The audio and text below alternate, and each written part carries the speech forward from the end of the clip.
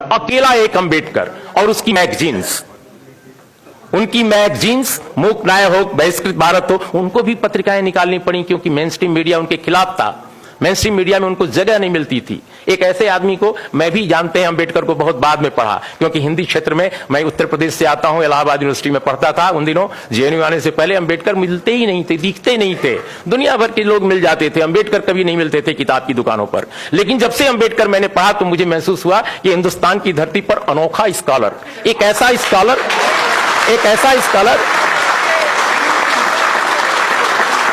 Scholar जिसके पास जितने इस देश के इंटेलेक्चुअल्स हैं आजादी की लड़ाई के, हम सबको सैल्यूट करते हैं, लेकिन वैसा इंटेलेक्चुअल एक मतलब जिसके पास इतना बड़ा विचार दर्शन है। हम तो पहले समझते थे, बहुत सारे लोगों ने समझा रखा था कि वो दलितों के आइकन हैं, वो संविधान बनाने वाले एक व्यक्ति हैं, वकील हैं। वो बाद में समझ में आया कि कितना बड़ा दार्शनिक है जिसने वेद को, उपनिषद को, पुराणों को, तमाम संस्कृत के ब्राह्मण पंडितों से ज्यादा पढ़ा है। एक ऐसा आदमी जिसने पूरी दुनिया को समझा है, जिसके पास भारत को बदलने का एक नजरिया है, जो कहता है कि जाति के साथ जनतंत्र नहीं चल सकता। और उस अंबेडकर को लोगों ने जातियों का नेता बना दिया, जाति का देवता बना दिया। वो अंबेडकर कहते हैं कि जातियों के साथ समाज में, हमारे देश में यह जनतंत्र नहीं कायम रह सकता। एफर्मेटिव एक्शन उस अंबेडकर की देन है अपने देश में। और एफर्मेटिव एक्शन क्यों है? जातियों को बढ़ाने के लिए नहीं, इस समाज में जनतंत्र कायम करने के लिए। गैर बराबरी का जो पूरा का पूरा विकराल ये रूप था भारत में सदियों से चला रहा, उसको बदलने का था। एक अंबेडकर ने भारत में यहां के करोड़ों आदिवासियों, करोड़ों दलितों और ओबीसी के लिए भी आरक्षण को प्रतिपादित किया। एक अंबेडकर ने। आज उसी अंबेडकर के कारण इतने दलित नेता, इतने पिछड़े नेता, इतने आदिवासी नेता हैं। अब सबके रहते हुए आरक्षण लुट गया। इन सबके रहते हुए आरक्षण खत्म। एक अंबेडकर ने लाया आरक्षण। सारे नेताओं ने, जो अंबेडकर के भक्त कहते हैं, किसी को कभी मंडल के भक्त कहते हैं, उनके रहते हुए अंबेडकर लूट लिया गया आरक्षण को। ये आज के भारत का दर्शन है, आज के भारत का परिदृश्य है। मित्रों, अंत में मैं एक बात कह के कंक्लूड करूंगा अपनी बात। बहुत सारे मित्रों को कहना है कि देखिए, हर क्षेत्र में डिटोरिएशन हुआ है। जर्नलिज्म में भी एक जमाना था, जैसा मैंने कहा, कि अंबेडकर को नहीं छापा जाता था, अंबेडकर को नहीं सुना जाता था। लेकिन एक दौर ऐसा भी आया जब अपने समाज में गणेश शंकर विद्यार्थी जैसे पत्रकार थे। एक जमाना था जब प्रेमचंद जैसे लेखक और पत्रकार थे। मुझे विश्वास है कि अगर गणेश शंकर विद्यार्थी होते, सवर्ण समाज में पैदा हुए, तो आज यहां मंच पर होते वो भी। लेकिन आप बताइए मुझे कि यहां पर मुझे क्यों आना पड़ रहा है? मैं नहीं चाहता। मैं चाहता हूं कि मनोज झा की तरह एक और बड़ा पत्रकार भी यहां होता। मनोज झा क्यों यहां है?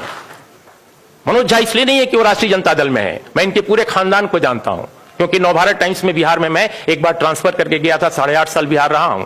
इनके परिवार के लोगों ने सामाजिक न्याय की लड़ाई भी लड़ी है। रमेश जी इनके परिवार में रहे हैं। रमेश झा, देखिए, हमारे नेताओं ने कॉन्स्टिट्यूएंसी बनानी शुरू की, विचारधारा पर काम नहीं किया। आज अगर तेजस्वी यादव की पार्टी के रघुवंश बाबू नाक बहुत सिकोड़ते हैं कि वैशाली के, चूंकि उनको चुनाव वहां लड़ना है, कि आरक्षण क्यों ऐसे, इस पर नहीं बोलना चाहिए था, इस पर ये स्टैंड लेना है, क्यों?